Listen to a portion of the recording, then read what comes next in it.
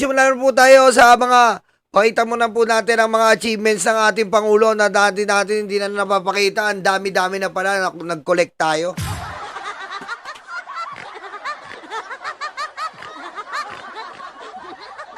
Alam mo, Alan, ang kautusan ng Pangulong Marcos Jr. ay wakasan ang kagutuman sa ating bansa. Yan pala ang motibo ng ating Pangulong Bongbong Marcos.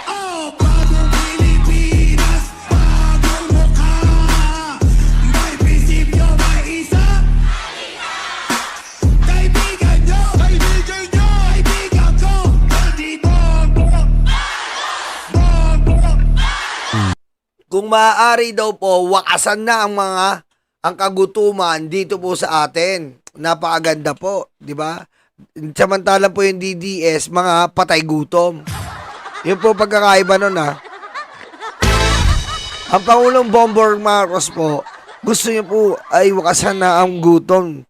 Kung maaari lang po. Pero yung mga DDS, patay gutom. Sila po yung nakikita natin pumipila sa 20 pesos na bigas. Diba? Ibabas nila ang Pangulo, tapos sila naman ang nakikinabang ng 20 pesos na bigas. Patay gutom.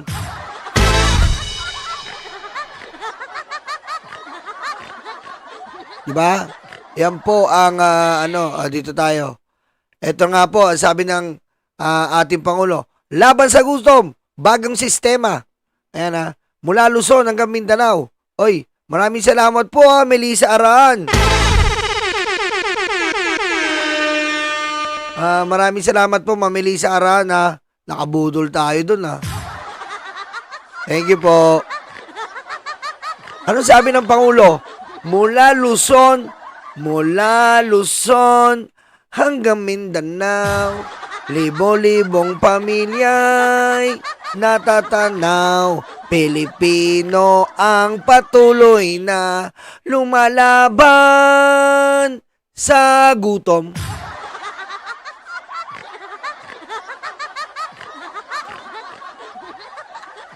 Ngayon si Pangulong Ferdinand Marcos mismo ang nanguna sa pagtugon.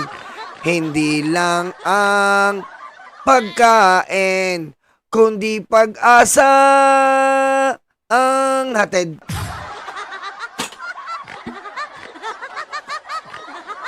Okay? Ayan Thank you po Melissa uli.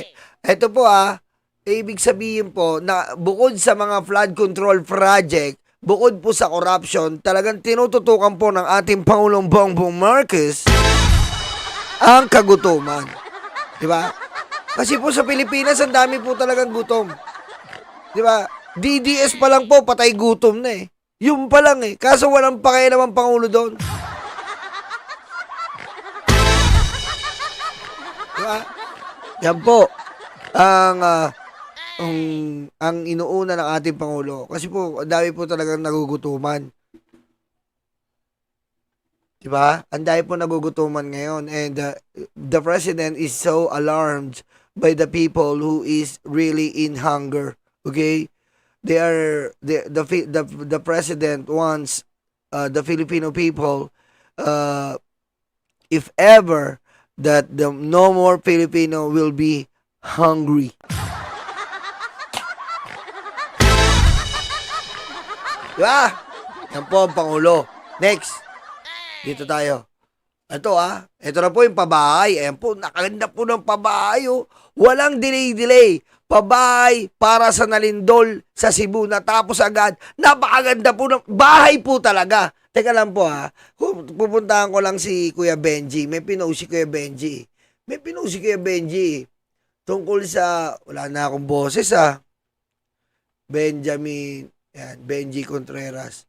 May pinost si Kuya Benji, yung pabahay dati ni Digong. Grabe po yung pabahay ni Digong. Grabe, may chandelier. Saan ba yun? Dito ba yun? May pabahay po si Digong, may chandelier po Saan ba yun? Dito, tingnan natin sa photos.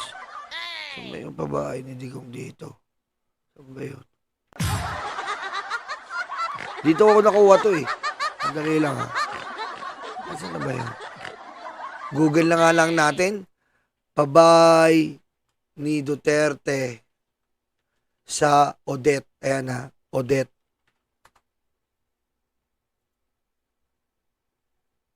So may pabay ni Duterte dito. Yan! Yan na po ha, kita-kita niyo po, hindi ko po ito dinuduga ha. Hindi ko po dinuduga ito ha. Ito pala yung pabahay ng mga Duterte. Ayan po ha, pabahay ni Duterte, putek! Ayan po, pabahay ni Duterte, Google lang po yan ha. Ayan o, kadiri men. Ayan ba pabahay, kadiri men. Kaderder, Duterte pa more. Ayan mo, putek. Kadiri, men. Tapos po, si Pulong, namigay lang kanina, yero, Patayin mo si BBM. No joke.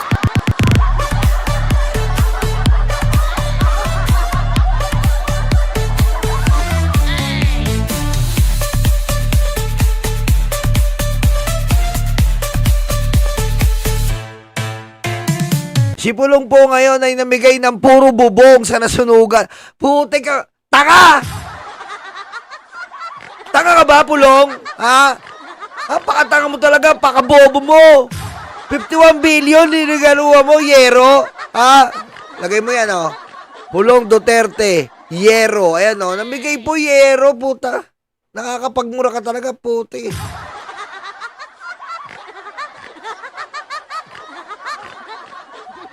Ang congressman to, kurako talaga, namigay yero. Ayan, ayan. Kung kinsa nami diriron, nami dala 2,000 ka boxin. Kung kinsay nanginanglan ko ala Putik, nagdalan 200 yero, putik, bobo! ninyo kay kapitan. Gihatag ni sa mga dabawin niyo para ninyo. Unya pantayan po ni Congressman Harold. Putik, nagdala ka yero, mahilig talaga sa yero to eh. Biro nyo po yung mga clinic nila, puro yero, putik, para kayo incubator. Tangina, Pulong, bobo ka ba? Nasunugan yan, dadala mo yero lang. Sa PPP party list. Nami diriron. Putik, ang bobo. Paano mga dabawin nyo, kaya nyo pa ba? Putik, anong gagawin mo sa yero? Kung wala kang pampatayo, bobo.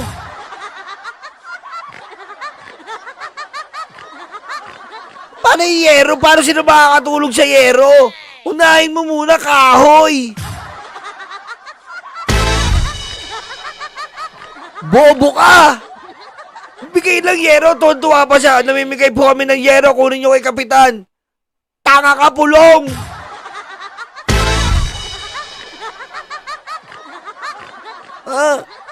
Namimigay ka nga ng 300,000 kada general. Di ba, namimigay ka sa mga pagpapatay kay BBM. Sa pagpapabagsak sa gobyerno, 300,000 isa. Tapos sa dabawin nyo, gaganyan ninyo, bigay nyo yero. Ano gagawin sa yero? Paano sila matutulog sa yero? Nasunugan niya, Pulong, tanga. Bobo ka talaga eh. Ibigay mo muna, kahoy. Binigay mo bubong, saan nilalagay bubong?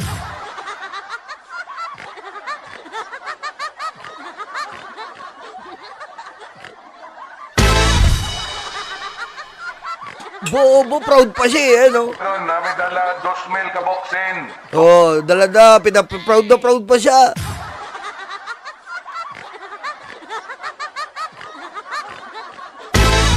Bobo po talaga ng mga DDS. Ito yung sinasamba nyo, mga ungas. Tignan nyo, kung di ka naman bobo, mimigay ka yero, wala ka pang kahoy.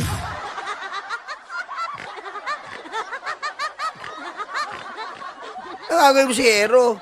Paano tatay yung yero? Ano mo, lagyan mo ng tali, bibili ka pa alambre.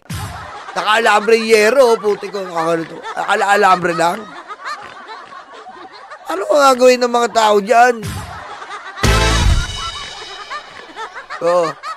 Sabihin mo ng 1,000 isang yero, 200 pieces, times 1,000, magkano lang yun? 200,000 lang. Eh, isang general nga, 300,000 eh.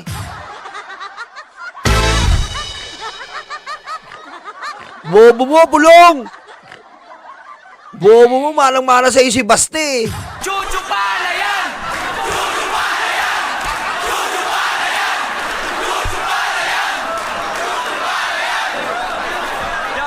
Ayan o.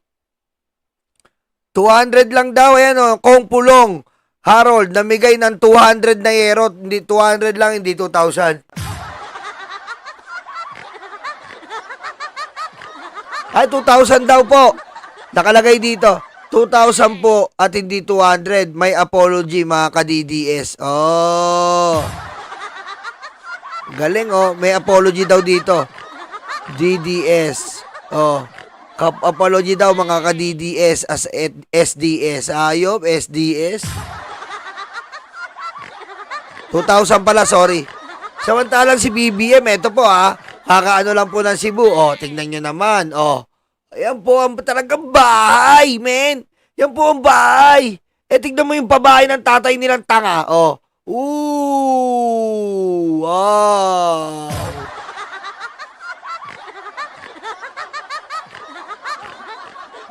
Ayop ka talaga, Digong. Anong kala mo noon? Mga gagamba? Ha? Ha? Gagamba ba yung inaanoan? Tingnan mo ng pabahay niyo. Gagamba yan eh. Utik. Oh. Tingnan mo naman si BBM. Oh. Pabahay ni BBM. Oh. Oh, panis. Oh.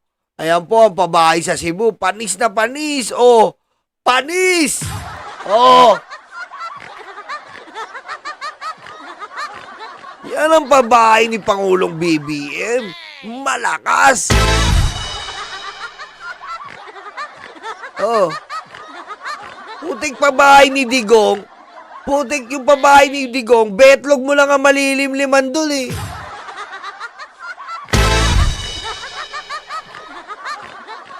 Tapos, ang anak niya nasunugan sa Davao, putik nag-donate yero. Ang tanga. Oh. Rebuilding Live Cebu.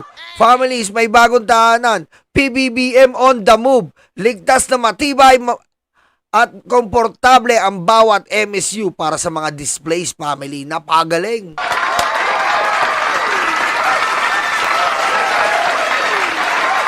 Oh.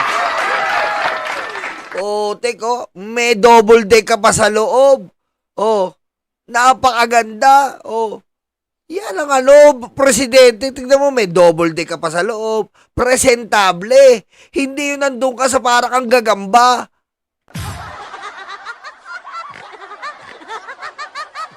Diba? Hindi yung para kang gagamba. Putik pag umutot ka dun sa pabahay ni Digong, wasak yun eh. Oh, yan po yung loob. Oh. Oh. Eto pa, less gutom, more hope. PBBM, walang gutom program, umarangkada. Unti-unti diyang nababawasan ang gutom sa bansa dahil sa tuloy-tuloy na aksyon. Siyempre, magtatanong, paano po yung mga DDS patay gutom? Given na yun. Sakit na yan, DDS, parang cancer na yan eh. Ang DDS po parang cancer na. Ganyan na po ang mga DDS. Kaya kahit ano pong gawin natin dyan, mga patay gutom na yan since birth. Ito pa. O, ito. Mga patay gutom na DDS. Makinig kayo. High-tech tulong. Walang gutom. EBT card. Tuloy sa expansion. Ito mo, magkaka-card na yung mga DDS. Oh. May card kayo. Ibig sabihin nun, pwede nyong i-access ang programa ng Pangulo. Oh. Ayan oh. Oh. Level up ang sistema dahil maaari na rin gamitin sa digital payment tulad ng GCash. Oh. Putek ha. Ibang klase. Ibang klase po talaga ang Pangulo mag-isip. Advanced level po talaga mag-isip ang Pangulo. Wala po talaga tayong masabi. dito kay Pangulong Bongbong Marcos. Dito tayo. 3,000 kada buwan, digital na tulong, tunay na pag-asa. Sa panahon ng taas ng presyo, mahal ng bigas at gulay, pero hindi pababayaan ni BBM ang Pilipinong nangangailangan. Yan po ang presidente, bibigyan ka pa ng tulong. Siyempre sabihin naman nila, ba't ganyan? Wala po tayong magagawa. Ganun ang gusto ganun ang gobyerno. Automatiko po tutulong sa ating Pilipino. Anong gusto niyo? Tutulungan yung Pilipino? Nabibigyan ng ayuda o papatayin natin? Sige nga, pili kayo. Hindi kayo kontento, mga DDS eh. Anong gusto nyo? Ang gusto nyo? Bigyan natin ng mga nagugutom ng 3,000 o patayin na lang natin? Makagalit na naman kayo dito eh. Sasabihin nyo na naman, ayuda. Anong gusto mo? Patayin natin, parang EJK na lang.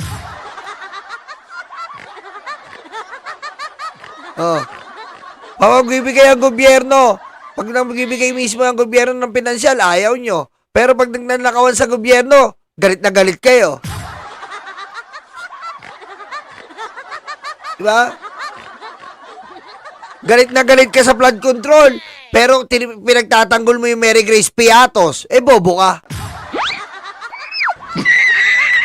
Patayin mo si BBM? No joke.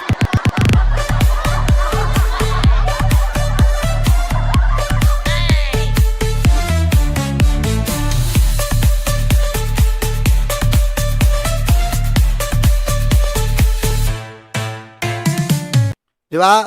Dito tayo. Sana yung BBM. Dito tayo. Ito. Mabilis, makabago, makatao sa ilalim ng bagong Pilipinas. Pinaigting ni BBM ang walang gutong program gamit ang 3,000 e-voucher po yan. E-voucher kada buwan. Diba? 74 billion refuel project 2025 to 2028. Ayan po, putik, napakasarap po. Daming itlog oh. Diba? Ito pa. Masustansya, mura, abot kamay, electric food vouchers, nutrition education sessions, local produce prioritization. Ayan po Ibig sabihin, meron po talagang designated na programa ang ginagawa ng ating Pangulo para po hindi maka-access po ang ating mahihirap na mga kababayan. Kaya hindi natin na-highlight si BBM eh. Bagong Pilipinas, walang pamilyang nagugutom. Layunin ni Pangulong Marcos Jr. na tuluyang wakasan ang gutom sa bawat tahanan. Isang bansang busog sa pagkain, oportunidad at pag-asa, yan ang bagong Pilipinas.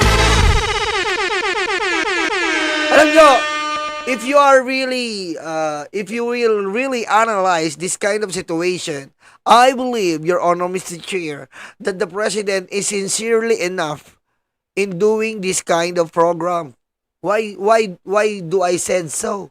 Because remember, the last time, Your Honor, Mr. Chair, the President, endorsed or proclaimed the 20 pesos rise. Only Bongbong Marcos do that kind of thing in which an affordable rice for everybody is the President do it for us. 20 pesos only. And then now, he wants to pursue this no patay good.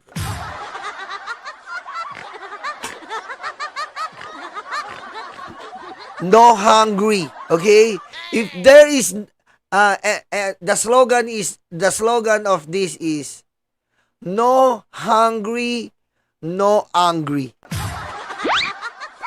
Patayin mo si BBM? No joke.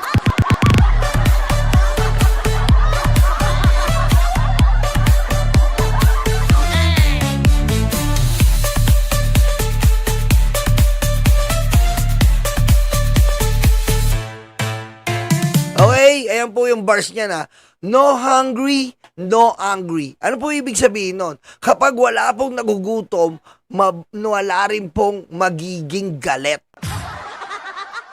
Diba? Diba? Kasi po, oy, pare Binirod, thank you. Siyempre, nag-English tayo. Ina-upgrade natin eh. Binirod, thank you. Kasi po, ganito yan. Ganito po.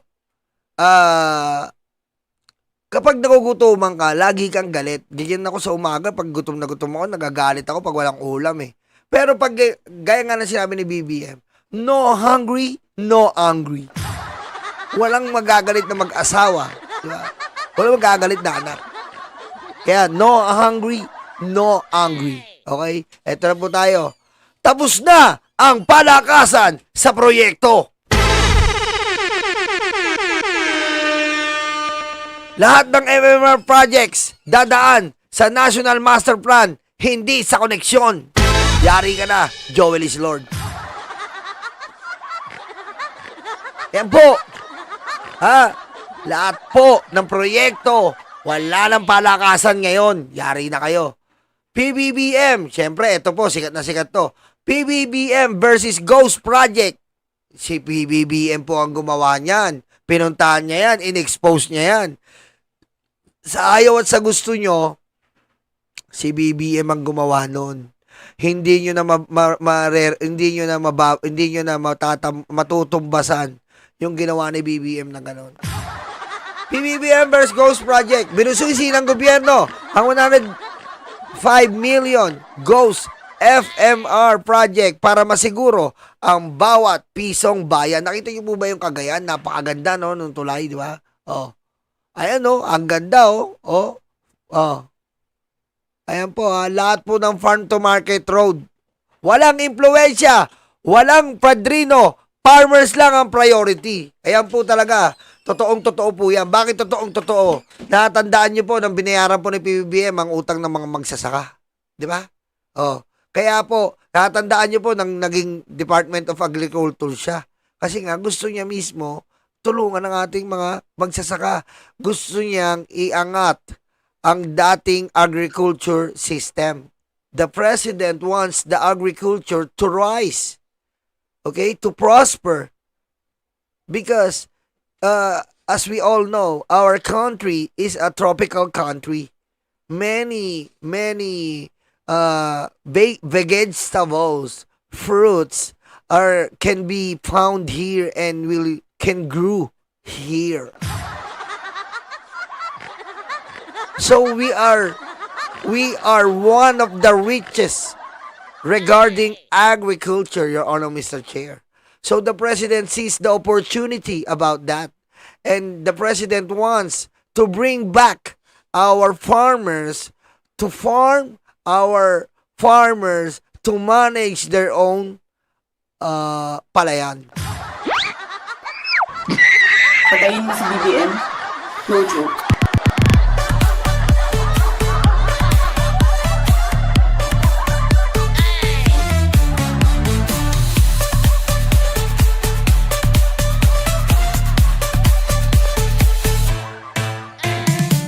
Walang padri-padrino. Ayan po Oh, ayan. Oh, ayan po Yan po si BBM. Ito. Walang padrino sa ilalim ng Marcos. Ayan, wala na po. Proyekto ng gobyerno dapat dumaan sa validation, hindi sa paboran. Yan po kasi minsan nangyayari. Di ba? Yan po kasi minsan mangyayari. At minsan po kasi kasalanan din natin eh. Pag kukuha ka ng lisensya, gusto mo, mabilis. May padrino ka. Matigas din ulo natin eh. Isa ako dyan eh. Diba? Ayaw natin pumila. Haba ng pila eh. Diba? Magre-renew ko ng lisensya. Diba? Haba ng pila. Tawagan ko yung kakilala ko. Wala nang ganun dapat ngayon. Iano natin ang ating mindset na sumunod tayo sa tamang proseso, walang palakasan. At yun din po ang ginagawa ng ating Pangulo ngayon. Walang palakasan. Miski nga siya, nakita nyo? Malakas na malakas sa kanya si General Torre, pero nakita nyo po na nagkamali daw po si General Torre at pinili niya mismo ang kultura o ang panawagan. Kaya wala kay BBM yon. Kahit close tayo, if ever may nakita ka, di ba? Gagawin ni BBM ang tamang proseso.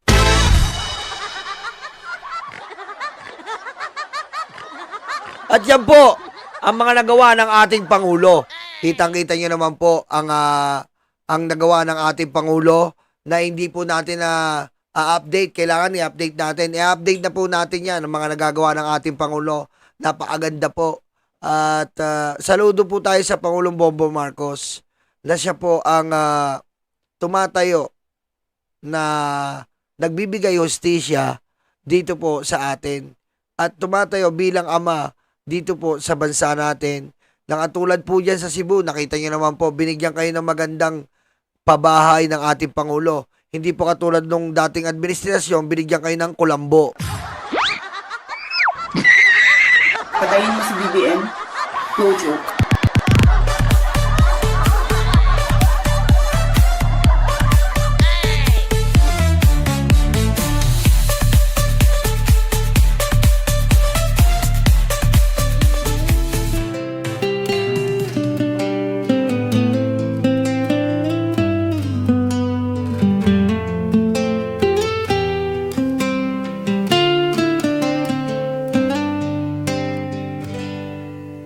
Sa bawat pangakong iniwan sa hangin, pag-asa'y ninakaw tulad ng bituin. Sa mesa ng dukha, gutom ang kapalit. Politikong hudas, mga matay nakapikit. Busog kayo sa buhay, lahat ay nakakain.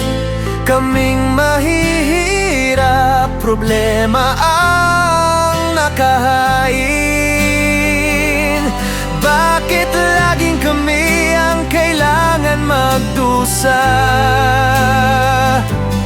Bakit laging kami, lagi ang kaawa-awa?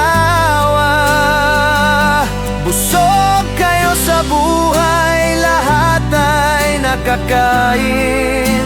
Kaming mahihirap, problema ang nakahain. Bakit laging kami ang kailangan magdusa? Bakit laging kami, lagi ang kaawa-awa?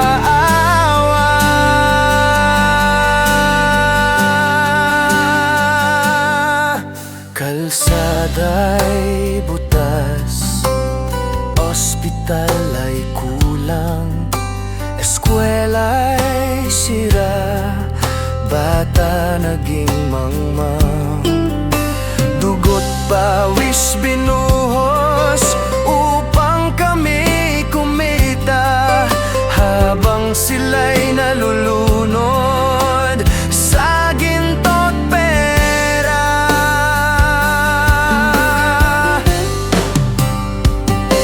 Busog kayo sa buhay, lahat ay nakakain. Kaming mahihirap, problema ang nakahain.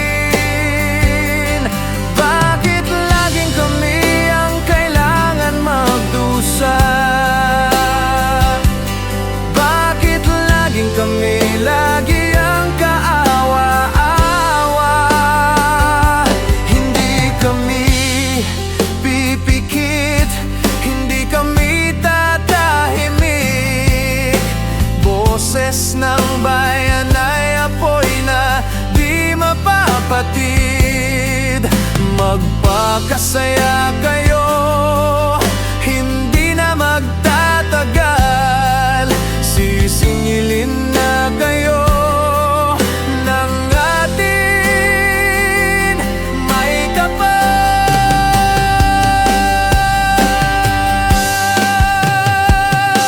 Busog kayo sa buhay, lahat ay nakakain. Kaming mahihirap, problema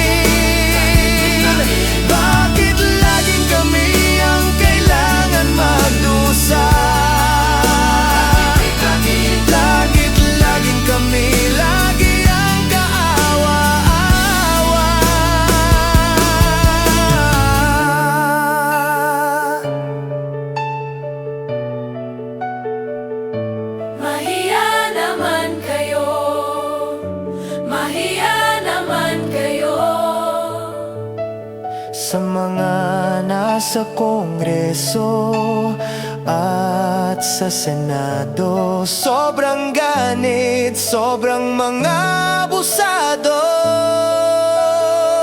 Mahiya kayo.